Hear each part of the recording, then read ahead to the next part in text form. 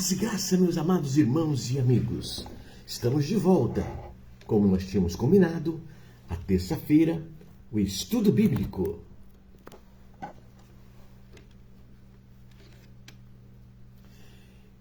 E hoje nós vamos falar da segunda parte da trajetória da Arca da Aliança. E vamos desvendar hoje quem verdadeiramente é esta Arca da Aliança. Alguns estudiosos falam que a Arca da Aliança é o Senhor Jesus. De certa forma, não vamos dizer que esteja errado, porque são os utensílios do tabernáculo apresentado por Moisés, que justamente todos eles apontam para o Senhor Jesus. Então, dentro deste aspecto, é que muitos estudiosos apontam a arca como Jesus. Mas na visão profética de Deus, qual é o seu entendimento biblicamente? É o que nós vamos ver nesta aula de hoje. Opa, seja bem-vindo, meu amigo, meu irmão. Opa, meu jovem, tanto tempo, hein? Seja bem-vindo, tome o seu lugar e vamos aprender juntos acerca desse mistério. Mas faça como um bereano, hein? Ao receber desta aula, vá, confira, olhe na Bíblia, estude, pesquise. Nós temos o professor Google, temos o IA, tem tantas informações disponíveis como ferramentas para estudos que é importante fazer essa pesquisa. Só não esqueçam de uma coisa, que o nosso Deus, ele é que detém os grandes segredos que o professor Google, que o IA, que os teólogos, os sábios e entendidos não vão deter isso, a menos que o Senhor Deus ele possa revelar a esta pessoa, né? Ela buscando, obviamente, entrando no seu quarto, fechando a porta sobre si, orando teu Pai, que em secreto te vê, este te recompensará. Né? Então, a revelação do Senhor. Por quê? Porque ele deixou descrito na palavra este adendo justamente para que ninguém viesse envaidecer. Essa é a grande realidade. Envaidecer no sentido, eu sei tudo, eu domino tudo, eu tenho todas as informações, porque Deus fala comigo, porque Deus... Não, Deus fala com todo aquele que seja humilde de coração, puro de coração, né? E justamente aquele que busca estar ligado com o Senhor. Então o Senhor vai falar. Não há dificuldade nenhuma. Não há pessoas especiais. Quando você fala dos dons espirituais ali, em 1 Coríntios 12, 13, 14, então você vai observar que os dons não é para específico a uma pessoa, e sim a pessoa que buscar. Você pedir, dar-se-vos-á. Né? Então não é mérito de nenhum pastor A, pastor B, padre D, apóstolo, né? E assim vai. Não. Cada pessoa tem essa condição. Por quê? O véu já se rasgou de alto a baixo e deu acesso a todos os seus servos, a todos que o aceitarem Jesus como único e eterno Salvador, a ter acesso ao lugar santíssimo, né? Que no tempo ali de Moisés, no tabernáculo, né? O acesso era reservado somente para o sumo sacerdote. O sacerdote que tinha esse domínio, ele entrava uma vez ao ano, né? Ali com sangue para adorar o Senhor, né? E ali era assim que se procedia. Então, os demais, ninguém tinha acesso, né? a esse mistério, ok? Mas na morte e ressurreição do Senhor Jesus, abriu-se um novo e vivo caminho, onde o véu do templo ele se abre, né? De alto a baixo. E todos nós agora temos acesso. Então você também tem esse acesso, né? A intimidade com o Senhor, ao Senhor falar com você, como falou com Salomão, né? Falou com Salomão num sonho extraordinário. O sonho é um dom espiritual, né? Não dá para negar isso e desfazer disso. A questão é que nós não podemos tomar do dom espiritual e discernir para o próprio interesse do seu grupo ou de sua igreja, algo nesse sentido. Não, o dom espiritual, ele vem justamente para confirmar aquilo que é as doutrinas do Espírito Santo. Então, para ajudar no sentido, não para te conduzir em nada. Se Deus quiser te conduzir, Ele vai fazer isso particularmente a você. De que forma? Como Ele fez com José. Como Ele fez com José, né? O Senhor Deus deu um sonho para José e disse: pode ir para o Egito, porque estão querendo matar o menino, Herodes está atrás, né? Quando tudo se apaziguou, aí o Senhor, no outro sonho, veio lá e falou com José: pode voltar, né? Porque os teus inimigos já foram eliminados. Ou seja, né? Quando o Senhor fala inimigo, é justamente o que? A ação do adversário. Então nós precisamos tomar essa visão profética. Quem que você quer que venha dominar o seu ser? Né? O adversário. Então ele pode te conduzir ao precipício. Agora, se for o Senhor Deus, Ele vai te conduzir às mansões celestiais. Perceberam que os dons espirituais, ele não é de interpretação dominadora? Não. O dom espiritual é uma ferramenta que Deus tem para falar contigo. Porque não vai haver nenhum WhatsApp dos céus para nenhum profeta, para nenhum líder espiritual, para nenhum aquele que está, na verdade, detendo, né, um rebanho, dizendo: meu povo, olha, o Senhor falou comigo e que amanhã é o dia do arrebatamento. Ele mandou aqui uma informação e eu estou transmitindo para você. Não. Tanto ele, como eu, como você, como cada pessoa receberá essa informação do arrebatamento diretamente do Senhor. Por isso que ele diz que nós temos que estar atentos para o toque da última trombeta. Quem vai ouvir esta última trombeta? Quem vai ouvir? Porque a salvação e a fé, ela vem pelo ouvir. E ouvir o quê?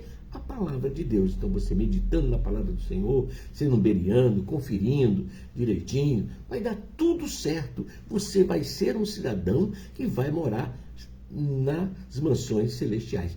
Indiferente se você é da igreja A, B, C ou D, ou não cultiva nenhum grupo religioso, mas você está integrado em Jesus e Jesus em você. Vinde a mim, todos que estáis cansados e sobrecarregados, e eu vos aliviarei. Percebeu? Então, esse vinde a mim é um convite que eu posso ir, como eu não posso ir. Entendeu? Então, cada pessoa tem que, não, eu quero aceitar isso, eu quero realmente o Senhor Jesus. Perceberam, queridos? Então, desvinculem justamente o que? Achar que a igreja A, B, C ou D é que vai te salvar. Não. Quem vai salvar você é o autor da salvação, que é Cristo Jesus. Opa, meu irmão, seja bem-vindo. Opa, tome o seu assento. Muito bem, nós já vamos começar, né? Bom, são exatamente 20 horas e 43 minutos do horário de Brasília. e nós vamos começar a nossa aula para que nós possamos abordar este conhecimento, fechar este assunto, né? E na próxima terça-feira nós vamos trabalhar o quê? Como se fosse uma EBD. Então você vai ter uma experiência do que é uma EBD, como funciona uma EBD. Então nós vamos falar de um tema, ou vamos ver qual é o tema que vai ser desenvolvido dentro do que é doutrinas bíblicas. Por exemplo, batismo é uma doutrina da Bíblia, né? A oração é uma doutrina da Bíblia. Dons espirituais é uma doutrina da Bíblia. Então nós vamos trabalhar dentro daquilo que é doutrina. EBD é para isso, né? Agora, ensinamentos, seminários, aí a amplitude é grande, pode abranger, né? Temas históricos, temas poéticos, e dentro desse segmento, ok? Então, vamos aprender desta forma. E aí nós vamos desenvolver esse trabalho, né?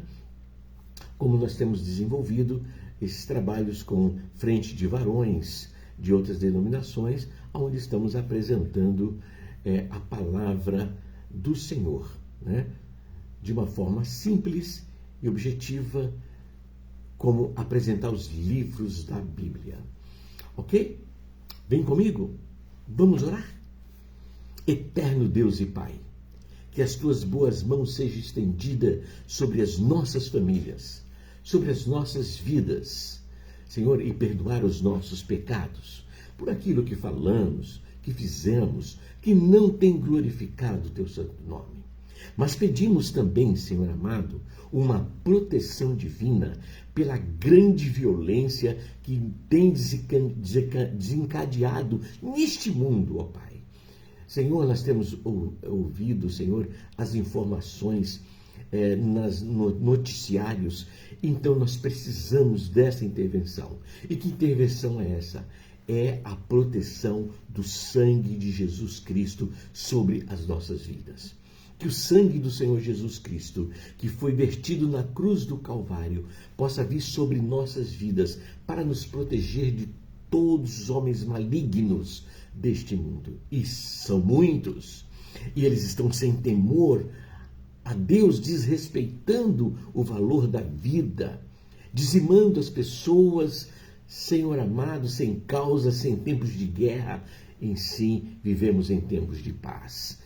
Por isto, Pai querido, nós pedimos a Ti que pelo poder glorioso do sangue do Senhor Jesus, dai-nos esta proteção, dai-nos esse livramento, nos esconda, Senhor amado, destes homens malignos, nos conceda para que os nossos filhos possam ir em paz à escola, retornar à escola, também ao trabalho, podemos ir e voltar em segurança e glorificando e adorando o teu santo nome. Senhor, sela esta oração, sela, Senhor, este clamor, que o fazemos assim, em nome do Senhor Jesus. Amém, queridos? Amém? Vou tentar cantar um hino para vocês. Vamos lá?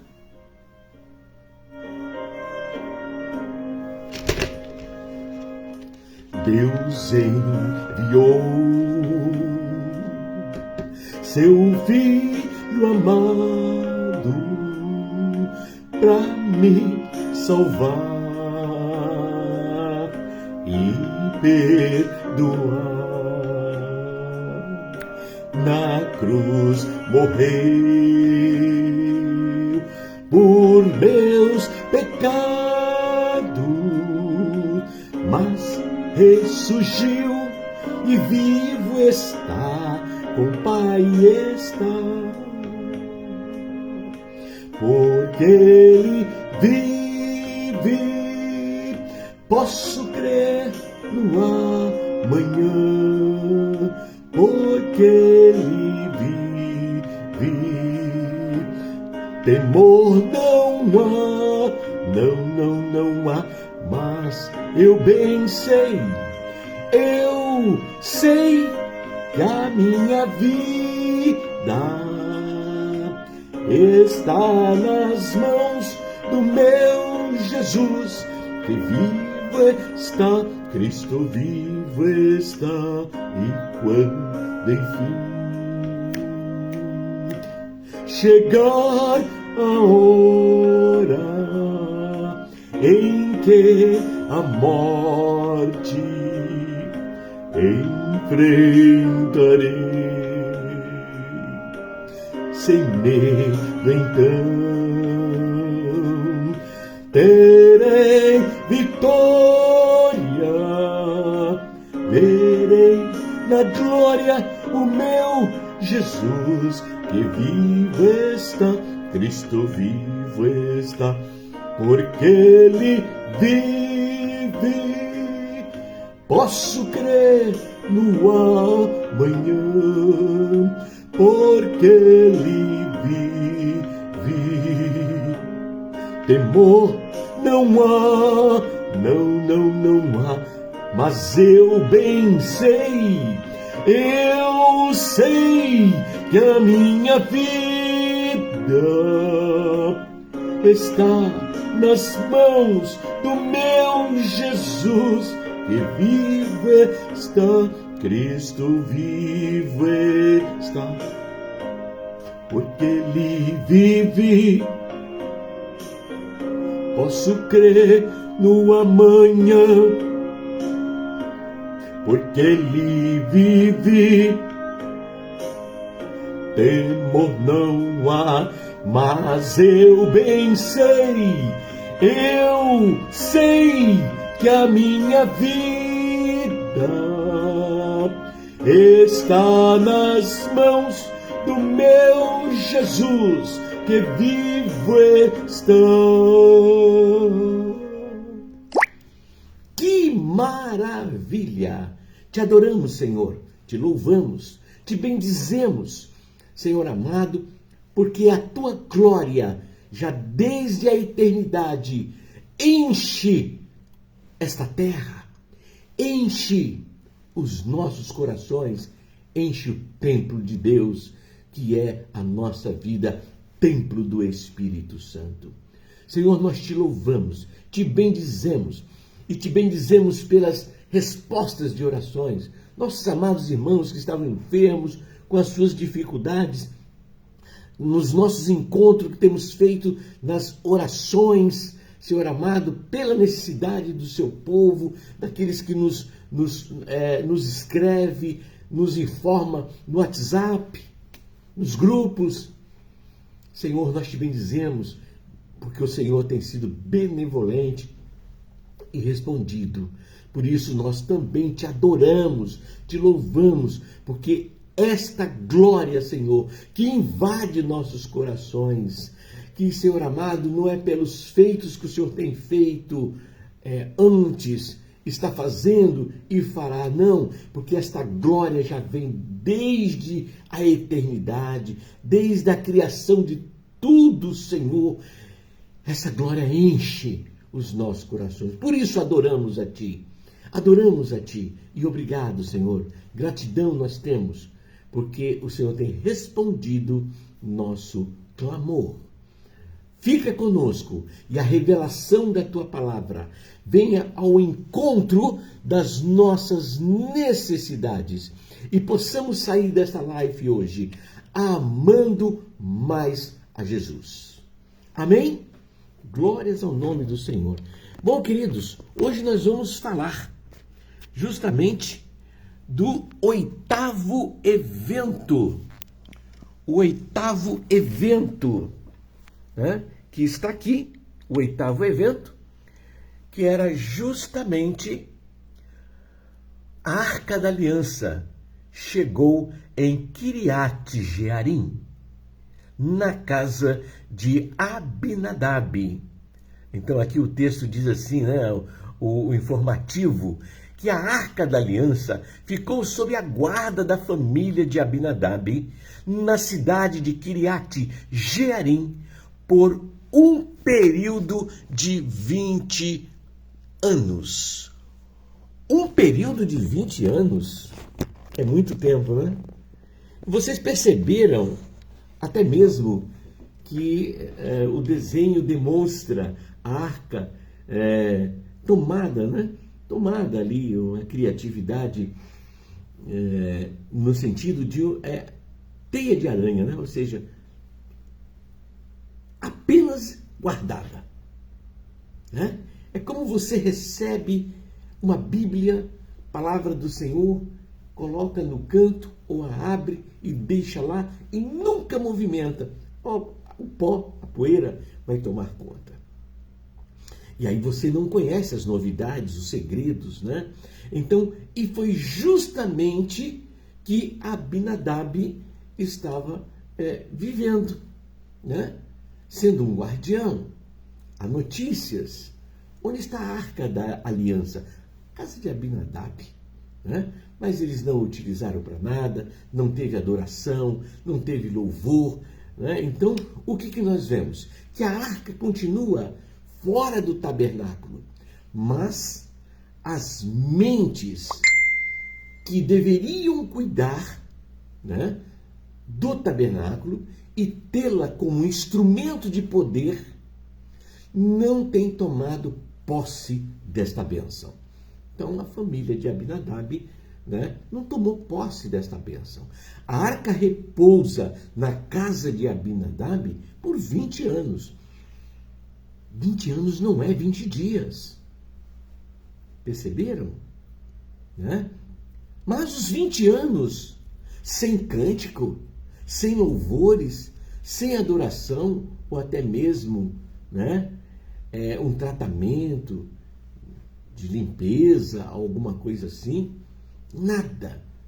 A tocava, era como se ela estivesse ali somente em um lugar específico. O rei Davi até se animou em levar esta arca para Jerusalém.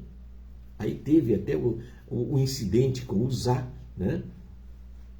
Na morte dele, porque tocou na arca, eles foram levar a arca, prepararam toda uma logística para isso, mas não era a logística do Espírito Santo. Então, este evento foi interrompido e a Arca da Aliança, ela terminou descansando na casa de Obed-Edom, né?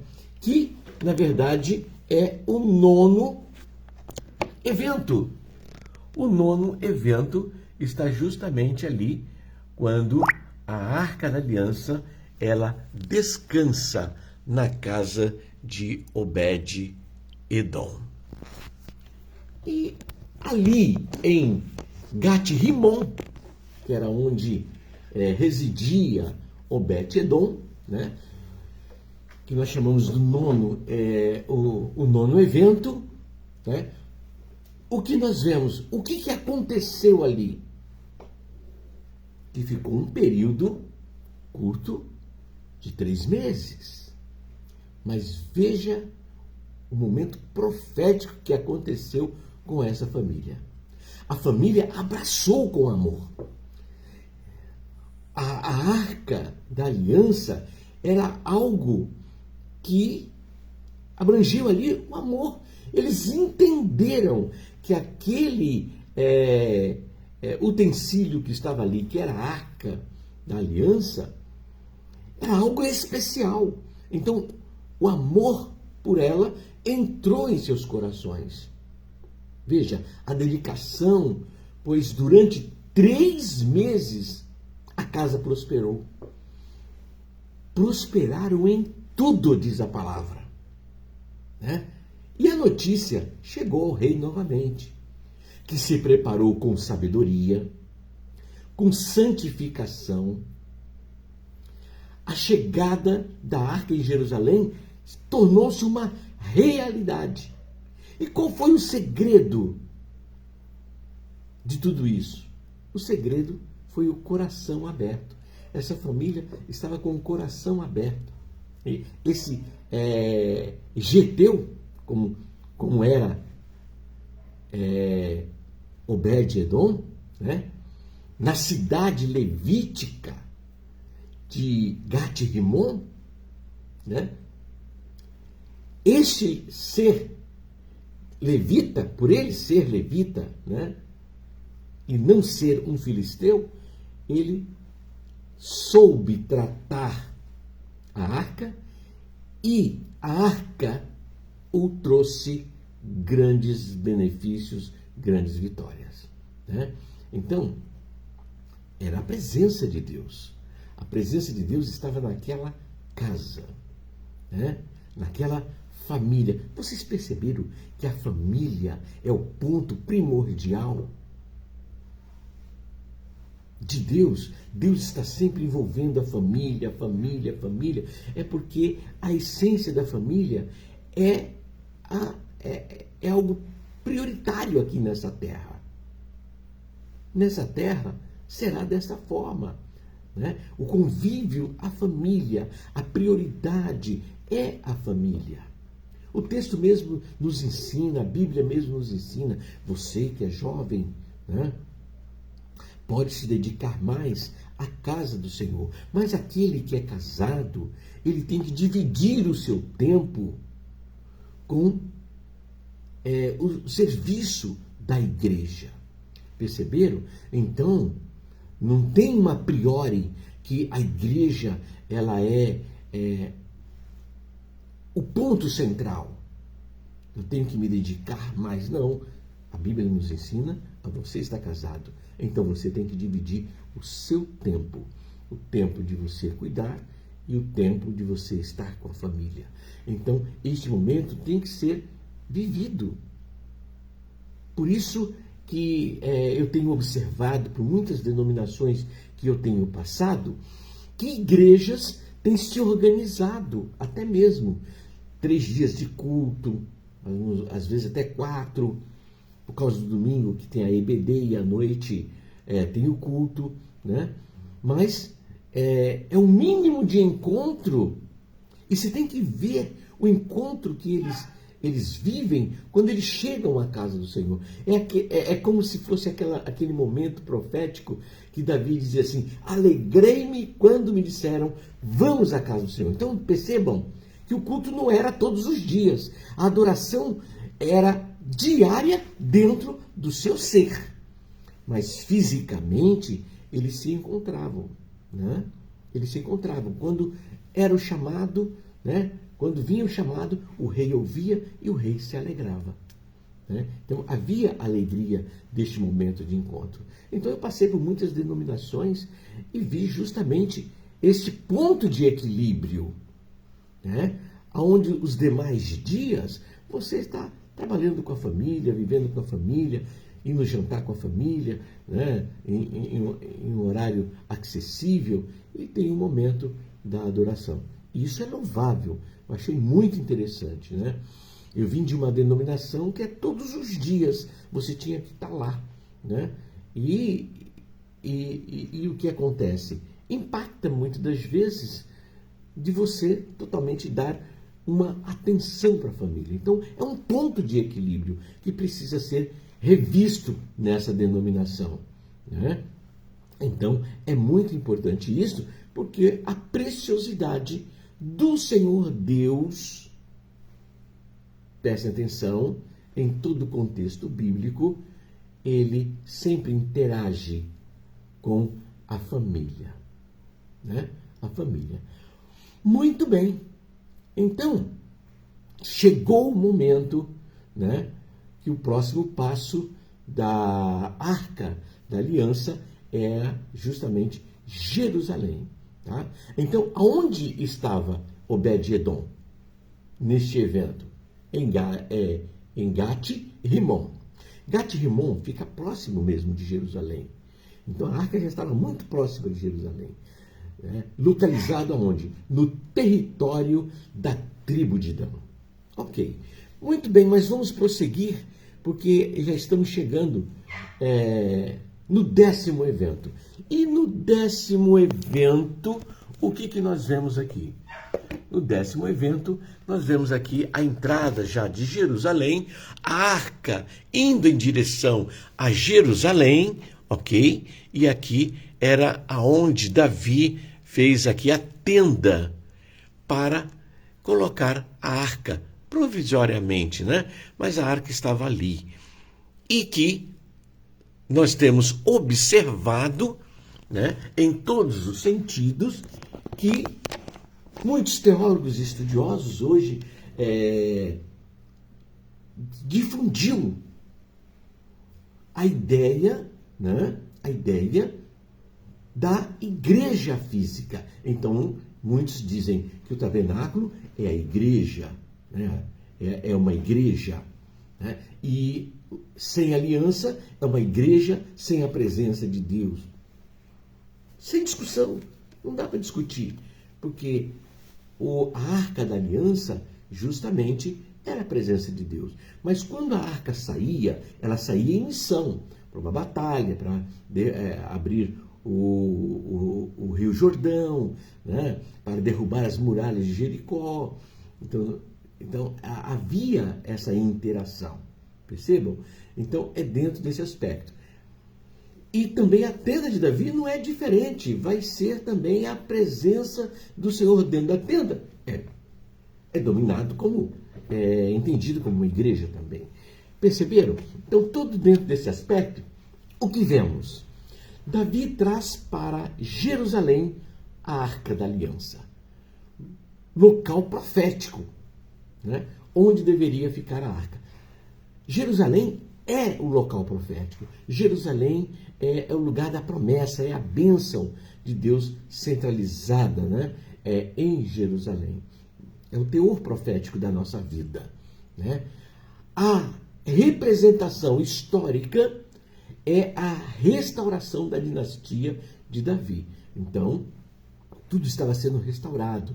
Davi estava sendo agora rei absoluto, tanto das 12 tribos de Israel, né? Então, Davi estava agora unificando todo o povo de Israel, né, e centralizando Jerusalém como justamente o ponto central. Isso é interessante. A tenda feita por Davi era frágil, né, temporal. A tenda é algo móvel, é como a nossa vida, né, é temporal. Então, a tenda é algo que ela se movimenta. Então, Deus está em conformidade com o manuseio da arca, perfeito, porque não estamos vendo enfermidades, não estamos vendo pragas, não estamos vendo nada. A condução da arca está nas mãos daqueles que teriam que cuidar da arca, né? E como é que temos que viver isso? Em santificação. Uma vez que você está em santificação, em conformidade com o Senhor Deus, com o Senhor Jesus, com o Espírito Santo, né, tudo é transformado em bênção, como um período tão curto ficou na casa de Obed-Edom e bênçãos foram derramadas abundantemente, né? Glórias a Deus por isso. Mas Deus não permitiu que Davi construísse a casa para a arca, o templo para a arca. Mas o Senhor construiu a casa de Davi, porque o Senhor constrói a nossa casa. Mas a casa de Deus, o Senhor designa, né, a quem vai realizar esta incumbência, né, de conduzir em tudo nesse sentido, né? Quando nós saímos da estrutura de Davi, que já tinha, né, armazenado logisticamente todos os materiais, ouro, prata, riquezas, em todos os sentidos, entregou para Salomão, né? Entregou para Salomão. E aí nós entramos justamente aonde nós entramos? No tempo de Salomão. E no tempo de Salomão, o que nós vemos? Vemos isso aqui, ó. O templo, como foi construído. Então é o nosso 11º evento, tá? Então nós estamos observando. Vejam que coisa extraordinária que é o templo de Salomão. Quando Salomão constrói o templo, Então a gente já vê que muita coisa maravilhosa ocorreram, o crescimento do povo, o povo se multiplicou como areia do mar, como, né, as estrelas do céu. O povo, então, toda a infraestrutura da construção do templo, ela teve algumas não modificações, mas ampliações. Por exemplo, no tabernáculo de Moisés, nós temos aqui como, né, o local do sacrifício, que é o altar do sacrifício, do holocausto. Nós temos no templo de Salomão, no tabernáculo de Moisés, vamos retomar, de Moisés, a bacia de bronze, né? Então, só que no templo de Salomão, vejam, muitas outras foram ampliadas, né? Devido à estrutura do crescimento. Quando você entra no local que é justamente o lugar santo, né? Nós temos os candelabros, veja, 5 em cada lado.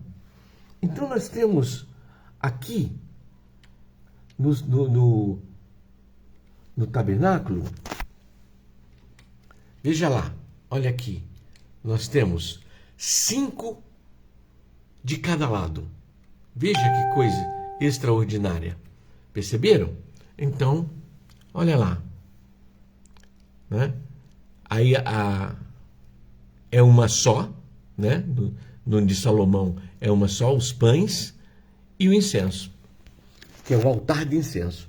Então veja, esses elementos aqui,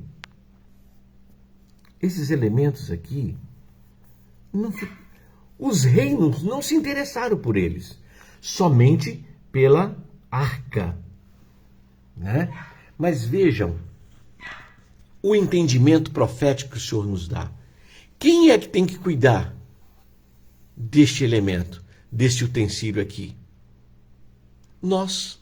Nós é que temos que crer no sacrifício do Senhor Jesus. Nós é que temos que nos santificar.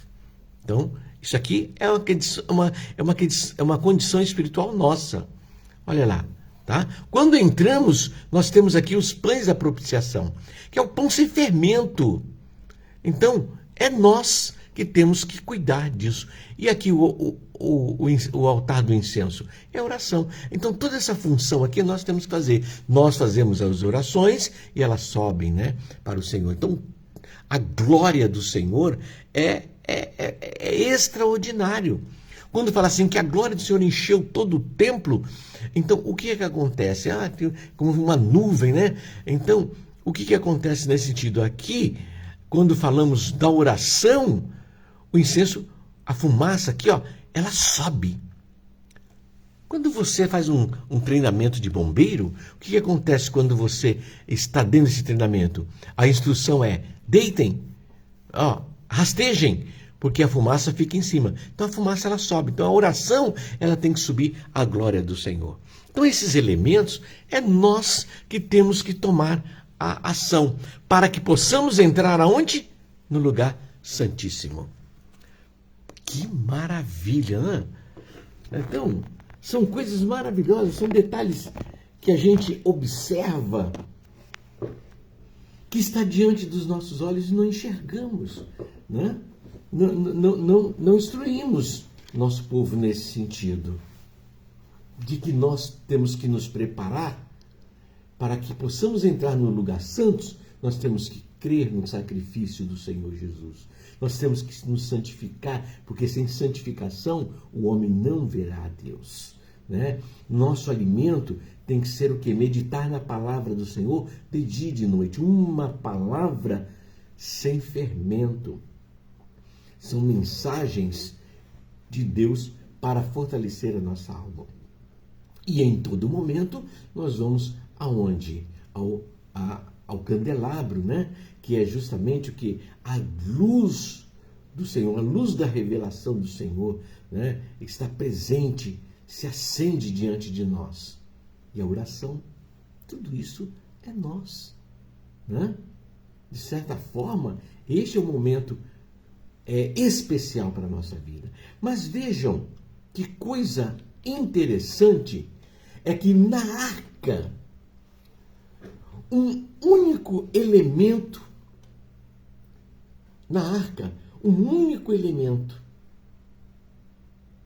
no templo de Salomão.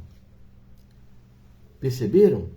Se você for observar o texto, o estudo, você vai ver que esta arca da aliança só tinha um único elemento. E qual que era o elemento? Qual que era o elemento na arca? Vamos observar aqui. Vamos observar, né? Na arca, o único elemento era justamente vivido ali, era o que nós vamos mostrar aqui. O único elemento, olha aqui, vamos lá. As tábuas da lei era o único elemento que tinha dentro da arca. E qual é o ensino profético? Porque mostra o tempo de Deus. Quem estava vivendo no tempo de Salomão aqui era o ministério de Deus. Porque Jesus não tinha nascido ainda e nem o querido Espírito Santo tinha sido derramado.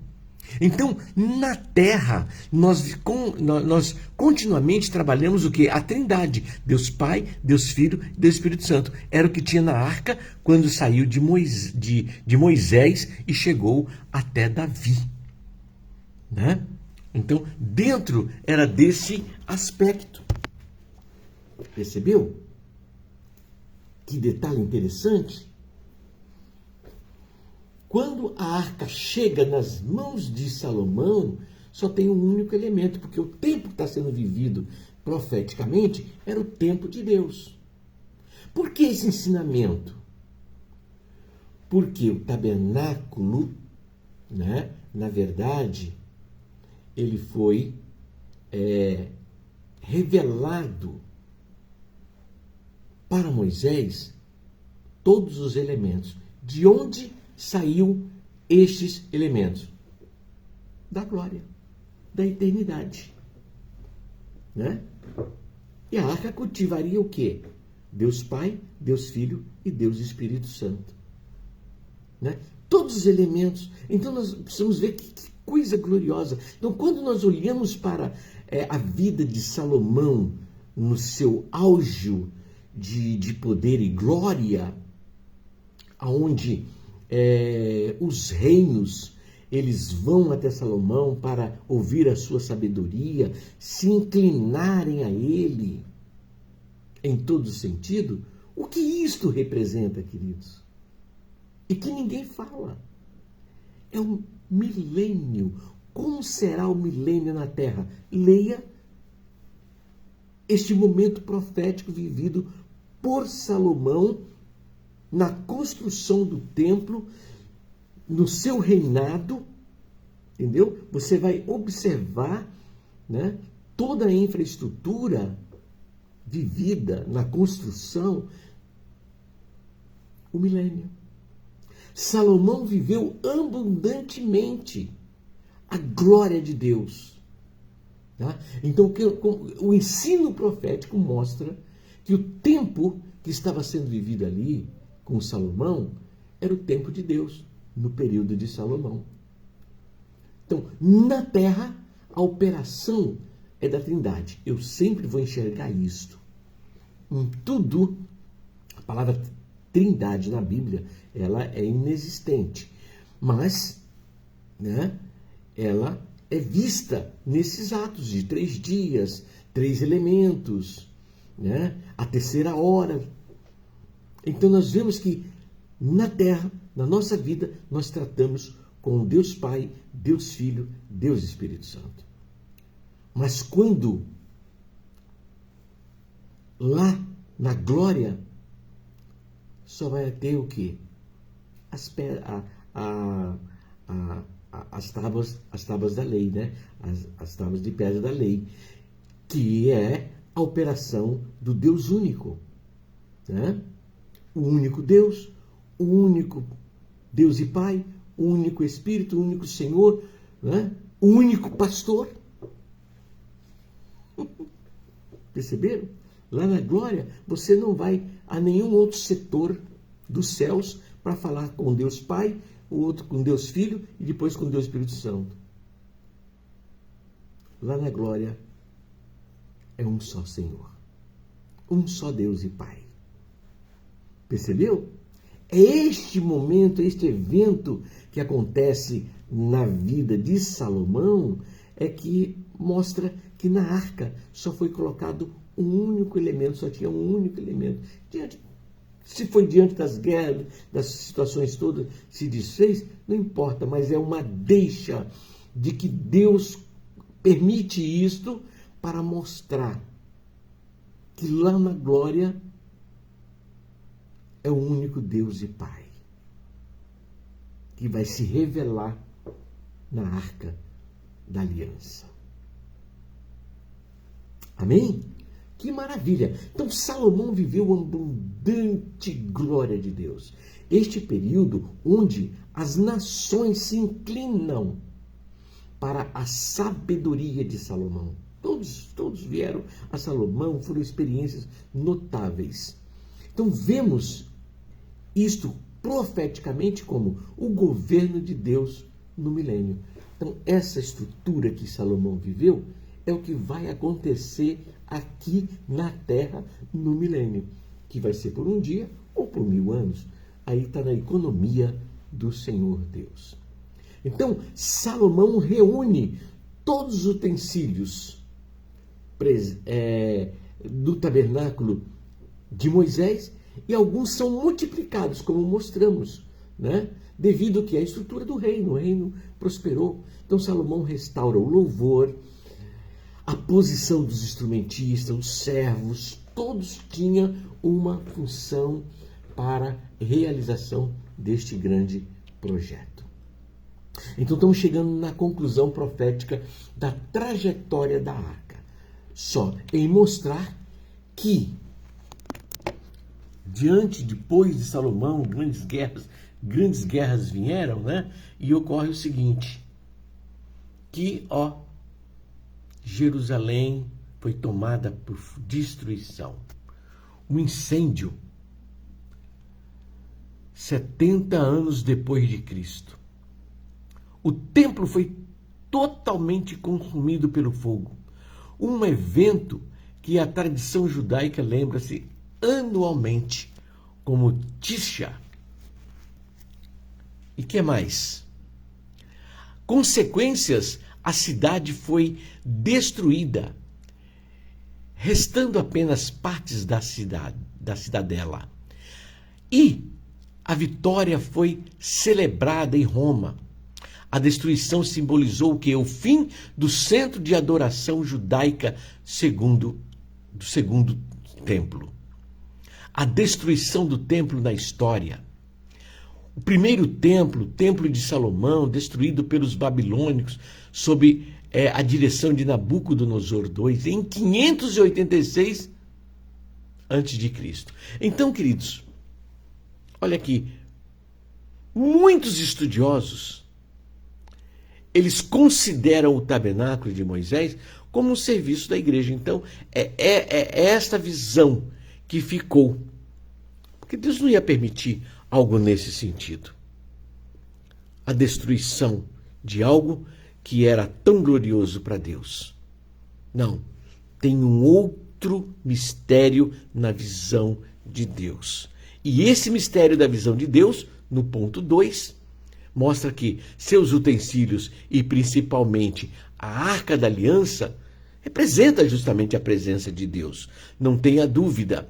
Mas quanto a arca é retirada por um tempo do tabernáculo, representa uma igreja sem a presença de Deus.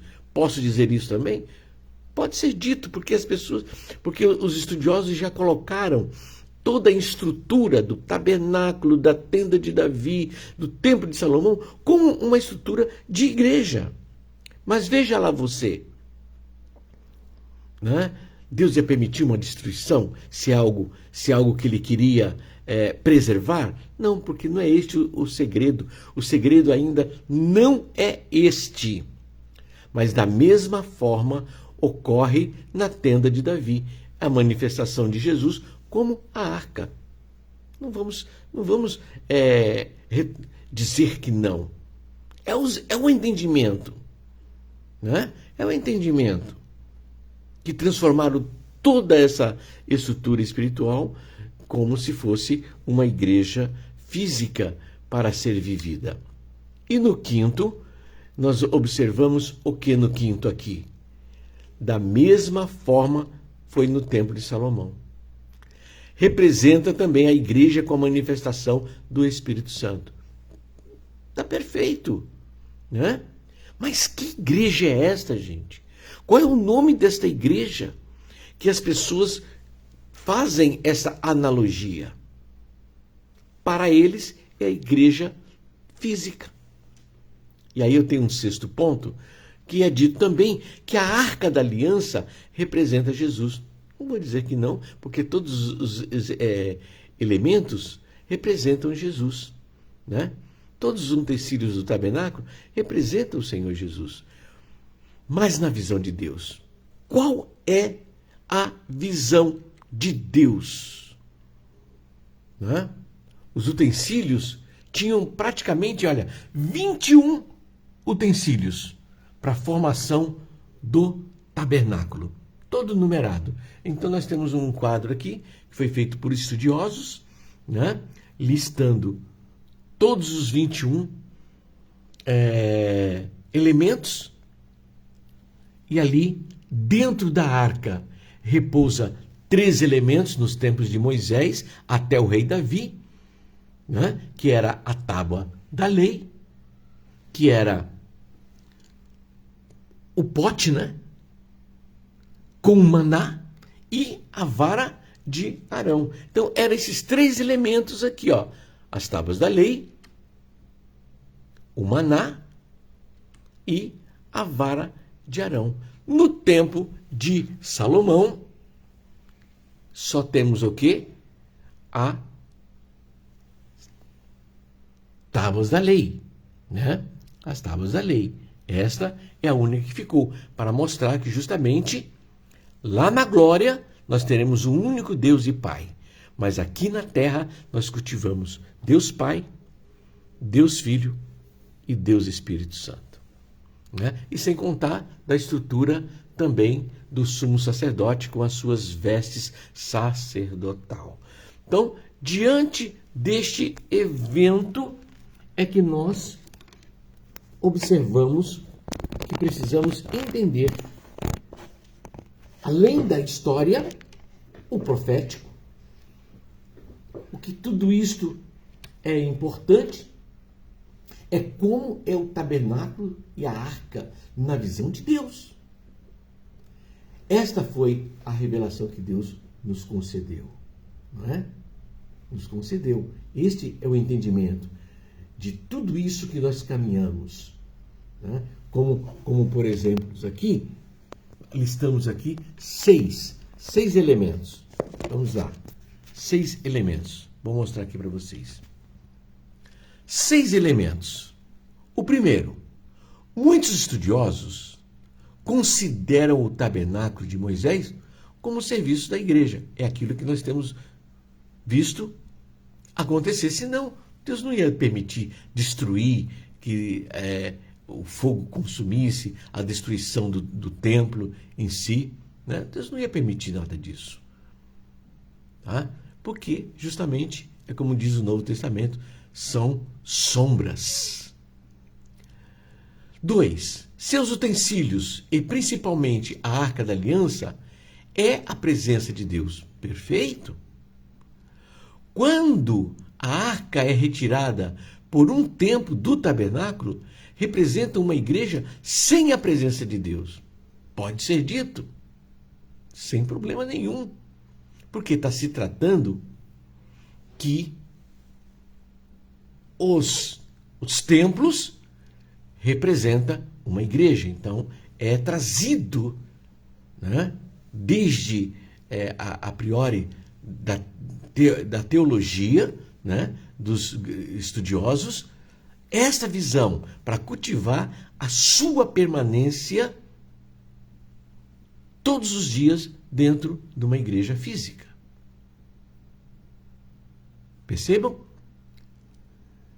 E o 4. Da mesma forma, ocorre na tenda de Davi a manifestação de Jesus como a arca.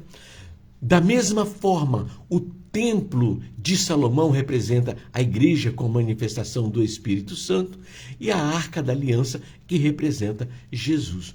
Tudo isso é considerável. Por que eu digo que é considerável? Porque já se estabeleceu a ideia de cultivar a igreja física como aquela forma de vida. De certa forma, pode se transformar numa forma de vida. É perfeitamente, porque você vai aprender, você vai ter informações. Isso é muito importante, a igreja física. Poder ajudar famílias, né? Tanto espiritualmente como materialmente, até mesmo isso. Eu vejo muitas igrejas, né, que fazem isso. Tem uma igreja, eu não lembro o nome, não sei se era cristã do Brasil, mas numa época, eu vi o envelope deles do dízimo, né? E eles descrevem o seguinte: do seu dízimo, qual é o valor que você quer para a igreja, que é manutenção de culto? A outra lá, para a área de socorro, né? Então, para ajudar na compra de imóvel, instrumento, alguma coisa nesse sentido. E você ia colocando o valor do seu dízimo distribuído nos assuntos prioritários, socorro, ajudar famílias e tal. Então tinha os valores. Então as pessoas iam fazer isso. E aí o tesoureiro, no mínimo, deve pegar aquilo e distribuir, né? Distribuir. Isso aqui é para socorro de família, alguém que precisar e etc. Tal. Achei isso interessante, né? Então estou dizendo para vocês o que eu tenho presenciado. Tem denominações que não recolhe todos os benefícios e não estende as mãos para nenhuma família necessitada. Cada um tem uma forma. O que eu não acho justo realmente é você ver uma pessoa necessitada, uma família precisando, e aí você fala, vamos tirar uma oferta especial. Não, o dinheiro já entrou para a igreja, né? Para os tesouros da igreja, os cofres da igreja, já entrou esse valor. Então, é de lá que tem que vir, porque se mensalmente está sendo doado, então, dentro desse aspecto, valores como este devem sair realmente para ajudar alguma família, né? E é dentro desse aspecto. Muito bem, então essa é a importância e o valor que a igreja física ela deve subsistir, porque ela não tem poder para salvar ninguém. Ela tem o ensinamento, o conhecimento, a experiência de um, do outro, né? Então é dentro dessa visão profética. E aí nós começamos a responder e entender, né? Muitos estudiosos consideram o tabernáculo de Moisés como o serviço de uma igreja. E aí eu fico a pensar, e na visão de Deus? Na visão de Deus, o tabernáculo são sombras. Sombras futuras. Pois esta foi a forma que Deus colocou para habitar no meio do povo aqui na terra. Então, quando o Senhor faz o tabernáculo lá de Moisés, ele mostra um lugar. Deus veio habitar diante do povo. Que coisa maravilhosa. Por isso que é o povo da promessa, né? Porque Deus desceu do seu trono celestial para habitar no seu templo ali, junto com o povo, né? As tendas ficavam ao redor, né? As 12 tribos, tá? E o tabernáculo ali era a morada de Deus. Aí ele mostra, olha, estou morando aqui nesse tabernáculo, é ali. Veja que coisa. Então, tudo que ele foi apresentando ali era o Senhor Jesus, né? A operação de Jesus que seria revelado dentro do tabernáculo, né? E para nos fortalecer espiritualmente, eu ia primeiro crer na morte e ressurreição do Senhor Jesus. É o altar do holocausto, né? Sem santificação eu não verei a Deus, né? É o cego que de Betsaida, né? O cego também que foi no tanque de Siloé, o cego, principalmente, vamos pegar como exemplo do tanque de Siloé, né? Por quê? Porque ali o cego, o Senhor Jesus se aproximou dele e tomou do seu cuspe, fez barro, untou, passou nos olhos do cego e disse a ele: vá ao tanque de Siloé. O que muitos pregadores falam, que o tanque de Siloé é a igreja. Não é. É esta visão profética da bacia de bronze. É a água, é o contato da água. A água serve para limpar, purificar. Então, se ele está cego, ele não vê a glória de Deus. Ele é cego, ele não vê a glória de Deus. Olha que coisa gloriosa. Isso que é revelação. Não é enxertação. É revelação. É o Senhor mostrar aquilo que o Google não vê, que os teólogos não vê, que os sábios entendidos não veem. O Senhor Deus revela, né? Então, você vai ao tanque de Siloé e aí você joga a água ali. Lavou, estou vendo. Poxa, ele está pronto para ver, né? Os fariseus, os judeus ali, né, pegaram ele e falaram: peraí, estamos sabendo que você foi curado, o que aconteceu? Você era cego mesmo? Você era cego mesmo? Perceberam? Será que você era cego? Ele falou assim: olha, eu sei que um homem chamado Jesus, olha só que interessante, por ele ser cego, com certeza Jesus falou: olha, eu vou fazer o seguinte, eu vou cuspir no chão aqui, né? Vou untar no lodo aqui, ó, vou passar nos seus olhos, você vai lá no tanque de Siloé e se lava. Perfeito? Faça isso. Ele obedeceu, né? Ele obedeceu. Por ele ser cego, ele ouviu só a voz do Senhor Jesus. Ele só ouviu. E Jesus deve falado isso para ele, porque ele sabia descrever claramente para os fariseus e para os judeus como ele foi curado. Falou com Jesus. E Jesus explicou como é que eu vou fazer. Olha, eu vou cuspir no chão, vou untar aqui, vou fazer um lodo aqui, vou passar nos seus olhos. Aí você vai no tanque de Siloé. Quando ele vai no tanque de Siloé, quando ele se lava, ele volta vendo. Ele volta vendo, né? Só que ele está no caminho, né? Só que foi indagado. Opa, não, é fraude, é fraude. Vamos chamar quem conhece você. Quem conhece você? Os pais. Quem conhece melhor os filhos que a não ser os pais? É os pais que conhecem. Aí chamou os pais. É seu filho? É cego mesmo? Né? Os pais temiam ser expulsos da sinagoga, né? Então, os pais usaram de sabedoria também, né? Falaram: opa, não vamos nos precipitar. Espera aí um pouquinho. Olha, esse rapaz aqui é o nosso filho mesmo. Ele realmente nasceu cego. Nasceu cego. Mas ele é maior de idade. Você pode chamar ele e ele vai te responder, porque ele já tem a maior idade. Entendeu? Porque eles temiam de ser expulsos da sinagoga. Muito bem. E aí eles vão lá e questionam o cego novamente. E aí o que ele diz? Parece que vocês estão querendo ser discípulo de Jesus. Pronto. Eles ficaram furiosos. Não. Você sim é que é discípulo de Jesus. Nós não. Nós somos discípulos de Moisés. Perceberam? Né? Não evoluíram em suas mentes, né? Não evoluíram, porque Moisés foi um instrumento nas mãos de Deus, e nós podemos ser um instrumento nas mãos de Deus. Então, É isso que é importante saber. Então o que eles fizeram? Expulsaram o cego. Aí expulsam o cego, Jesus encontra ele, aí ele fala, você foi expulso do cego. Né? Você me responda uma coisa, você crê nesse Jesus? Aí eu falei, eu quero crer, eu não sei quem é ele.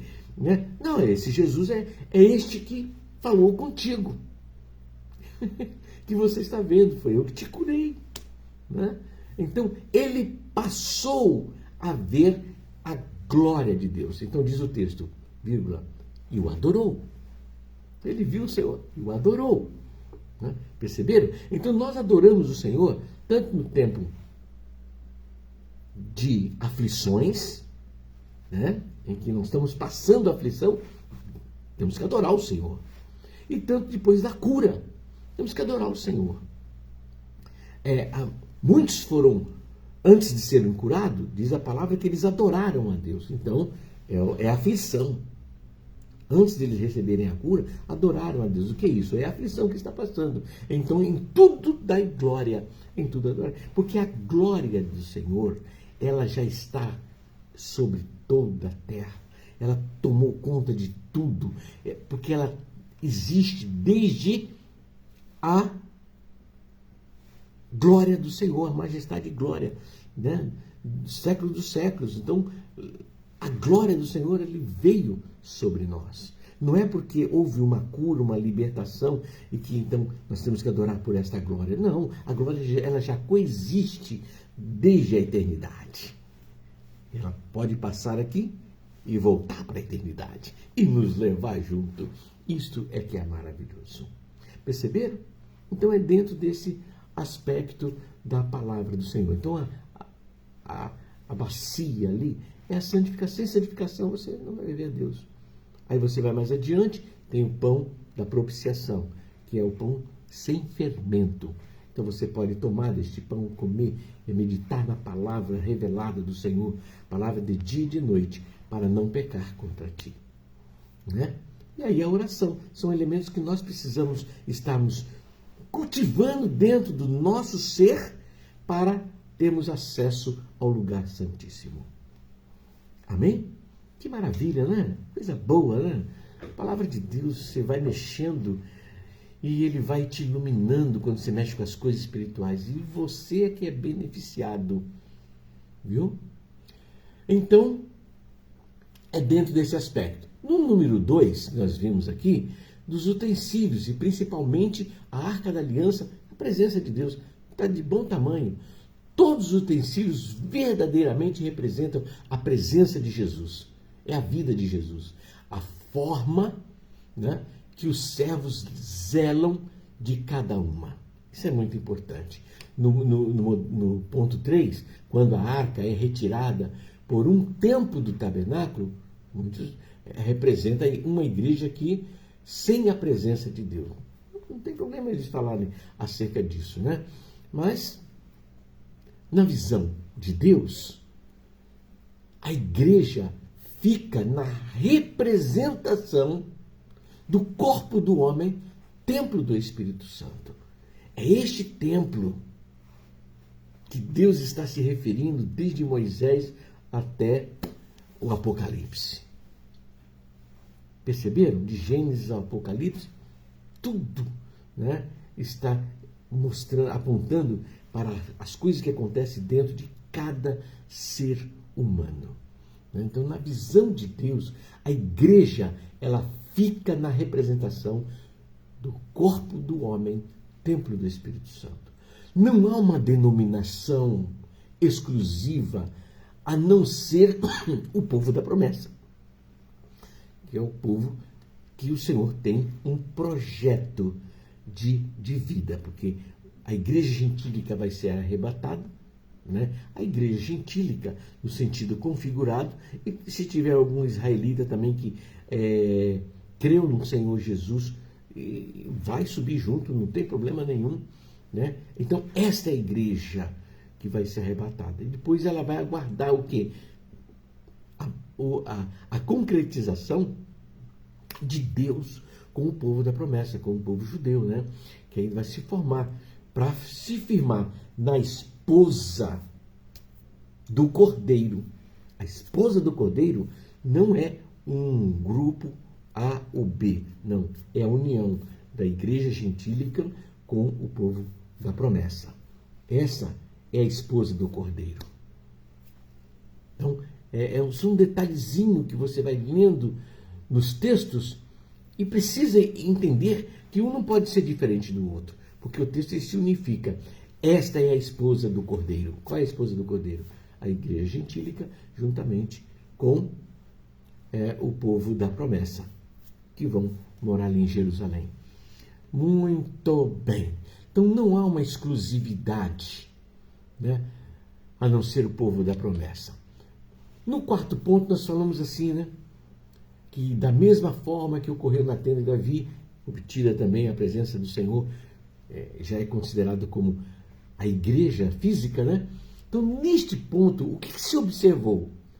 Observou que um mistério na arca, havia um mistério na arca, pois ela dividiu o Jordão. Tinha um mistério na arca? Claro que tinha. Ela dividiu o Jordão. Esteve em frente, à frente, ou seja, esteve à frente do quê? Das muralhas de Jericó. E as muralhas de Jericó caiu por terra. Percebeu? Então, nas batalhas diante de reis, né? Então, trouxe a Israel grandes vitórias à arca. Então, muitos reinos desejaram esta arca, porque nela estava a operação Deus Pai, Deus Filho, Deus Espírito Santo, uma obra completa. Né? Mas, sem sucesso, quando muitos reinos desejaram a arca e levaram para si e conquistaram isso, sem sucesso, ela mesma autossustentou-se. A arca autossustentou-se. Ela não dependia de nós, não dependia de sacerdote, não dependia de levitas. Né? Ela envergonhou seus opositores, principalmente os sacerdotes e levitas, que eram os que eram designados para cuidar da arca. E que hoje são os líderes espirituais espalhados no mundo inteiro, né? Apóstolos, pastores, padres e etc. Tal. Perceberam o detalhe? Tem que ser a informação, ela tem que ser coesa. Né? Por isso que havia algo novo dentro da arca. E essa ninguém precisaria cuidar, porque ela se autossustentava-se. Que maravilha, né? Que coisa boa, né? Muito bem, nesse ponto quinto, o que nós vamos ver? Né? Que da mesma forma era o templo de Salomão, que representava a igreja manifesta do Espírito Santo, está tudo certo, porque a glória encheu o templo. E lá no Pentecoste, né? O local foi todo tomado, né? Todo tomado pelo fogo, né? O fogo do Espírito Santo, um fogo que não consumiu, que nem o fogo lá que aconteceu lá nos jovens lançados na fornalha de fogo ardente. Aquele fogo ali não consumia, porque era o Espírito Santo que estava ali e a pessoa do Senhor Jesus. Né? Ambos estavam ali, firmes, sustentando, né, a juventude. Por isso, jovem, você é forte. Muito bem. Então, aqui nós vemos o quê? A confirmação, gente. Aqui nós vemos a confirmação que levaram os líderes a entenderem que o tabernáculo, a tenda de Davi, o templo de Salomão, tenham a tipologia da igreja física. São uma igreja. Né? E o exemplo maior que nós vemos nisso, da confirmação que eles têm esta ideia, é quando você olha para o século 21 e dentro do século 21 você encontra a estrutura de um templo de Salomão no estado de São Paulo. Perceberam? Então, todos os templos e sinagoga tinham esta visão que foi apresentada pelo Senhor Deus do templo, do tabernáculo em Moisés até o templo de Salomão. Ele é visto justamente como todos os templos, como uma sinagoga, como a igreja física. E que, na verdade, né, não seria para ser dessa forma. Né? Toda esta estrutura tem um só significado, que é a nossa vida. A Arca da Aliança representa o Senhor Jesus. Isso aqui foi um professor que ele chegou e trouxe essa informação. Olha, a Arca da Aliança, ela representa Jesus. Está tudo certo, vamos aceitar dentro desse aspecto. Mas na visão profética do Senhor Deus, veja, neste item, como posso caracterizar que a arca, sendo Jesus, se há 3 elementos nela? Se há 3 elementos nela: Deus, as tábuas da lei, Deus Pai; o maná, Deus Filho; e a vara, Deus Espírito Santo. Então, se há 3 elementos, né? Então, é a majestade e glória do Senhor que está dentro desta arca. Eles querem viver aqui na terra, dentro desta arca? Pergunte para você. O mais coerente dizer que a arca é o coração do homem. É o coração do homem. Lugar onde a Trindade quer se manifestar. Deus Pai, Deus Filho, Deus Espírito Santo quer se manifestar dentro de você, meu amigo. Dentro de você, meu irmão. Dentro de você, minha irmã, meu jovem. Perceberam? Posso levar em consideração que as tendas, até a construção do templo físico de Salomão, que seja cabível dizer que é a igreja física de hoje, né? De hoje, diante dos utensílios, o manuseio dos sacerdotes, né? Os levitas, que representam os servos de Jesus trabalhando na seara. Mas vemos também que o nosso corpo é o tabernáculo de Deus. Deus quer nos tabernacular conosco, dentro de nós, que no hebraico é Betorém, dentro de nós, dentro. Cada pessoa que aceitou Jesus como seu Salvador, este poder se movimenta na nossa trajetória na terra, aguardando o quê? O momento do arrebatamento. Mas aqui na terra, quem quer habitar dentro de nós é Deus Pai, Deus Filho, Deus Espírito Santo. Esta arca, ministrada pelos anjos do Senhor, que eram os anjos ali que ficavam, né, no propiciatório, ali na parte superior da arca, que fechava a arca, entendeu? Tudo isto ministrando em nossa vida, porque eles são espíritos ministradores que ministram a favor daqueles que hão de herdar a salvação. Então, o véu se rasgou de alto a baixo.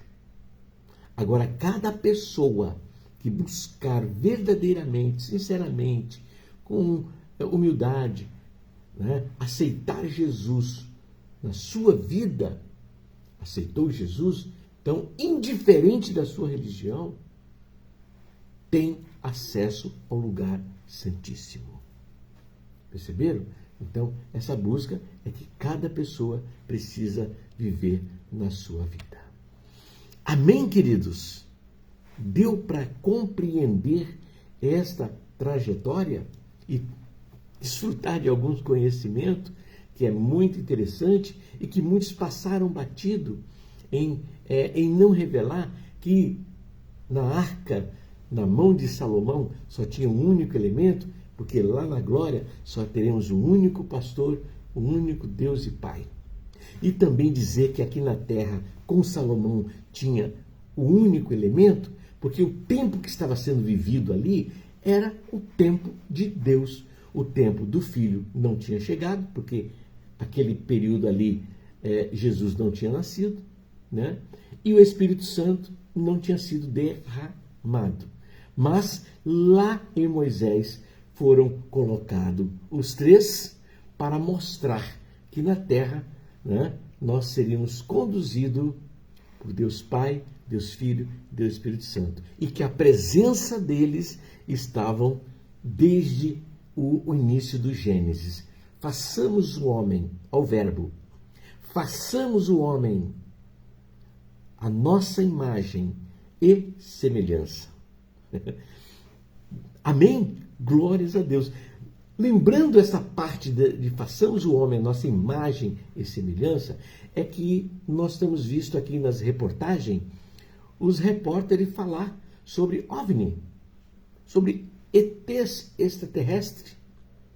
E ali o depoimento da NASA dizendo que, olha, não temos nenhum registro, nada. Se tem, não sei, não importa, não interessa. O que é importante saber? Que a reportagem está dando notícia e que tem países que estão investindo recursos grandiosos, né, nesta investigação, e que não vai trazer fruto algum. Não vai trazer fruto algum. Esse dinheiro aqui pode ir para cuidar dos pobres e oprimidos que estão precisando, né, de socorro, de recursos.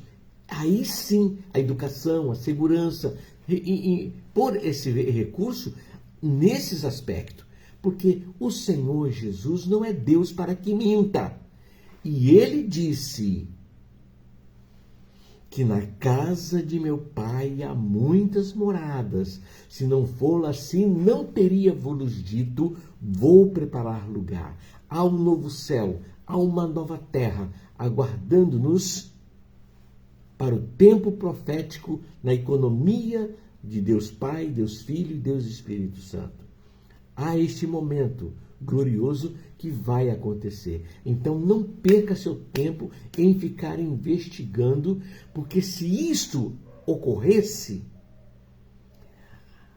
a mensagem bíblica do Evangelho cairia por terra. Não ia ter esse momento, né, de se reunir para adorar a Deus, para adoração a Deus, ao Senhor. Perceberam? Não iam ter. Né? E outro detalhe, nossa imagem e semelhança, quando os 3 anjos desceram do céu e foram à tenda de Abraão e Sara para estar com ele, diz a palavra que eles experimentaram da culinária terrestre. Abraão fez um banquete para eles e eles comeram, eles se alimentaram e comeram ali com Abraão, depois foram comer lá em Sodoma e Gomorra, né? Apesar que um ficou com Abraão, mas os outros 2 seguiram para Sodoma e Gomorra, e lá Ló fez um banquete para ele. Fez um banquete. Ló, com a sua família lá, sua esposa e suas 2 filhas, fez um banquete para eles. Comeram, se alimentaram. Perceberam? Só que quando eles olham para estes seres celestiais, né, sente isto, e eles são parecidos como nós, né? Tem a mesma semelhança nossa. É porque eles não sabem que a imagem e semelhança não é nossa, é deles. Nós é que parecemos com eles e não eles conosco. Porque foi assim que o Senhor nos fez, a sua imagem e semelhança. Amém? Então esqueçam, jornalistas, esqueçam esta mensagem, porque não haverá ET nem homem verdinho, porque tudo já está preparado na glória celestial. Amém? Eterno Deus Pai, te louvamos e te glorificamos e adoramos o teu nome por esse estudo que passamos aqui, Senhor amado, esta terça-feira, que reservamos para estudo bíblico, e nós vamos aprender coisas extraordinárias que o Senhor também nos ensinará. Por isso fica conosco, Senhor, te louvamos e te adoramos pela família que é, Senhor amado, Por muitos lugares que eu tenho passado, tenho visto empenhos em cuidar da família, então nós fazemos menção de glorificarmos a Deus pela nossa família, né? Que o Senhor continue abençoando a todos eles e que eles prosperem, cresçam e estejam, Senhor amado, invisíveis dos homens malignos. Oramos assim e cremos que o Senhor já está operando. E dizemos que o amor de Deus Pai, as doces consolações do Espírito Santo de Deus, repouse sobre toda a amada igreja, hoje e até a volta, em glória do Senhor Jesus, e todos possam dizer amém, amém. E queridos, até a próxima. E que Deus abençoe a todos. E obrigado por estar aqui vivenciando, né, este momento conosco, né?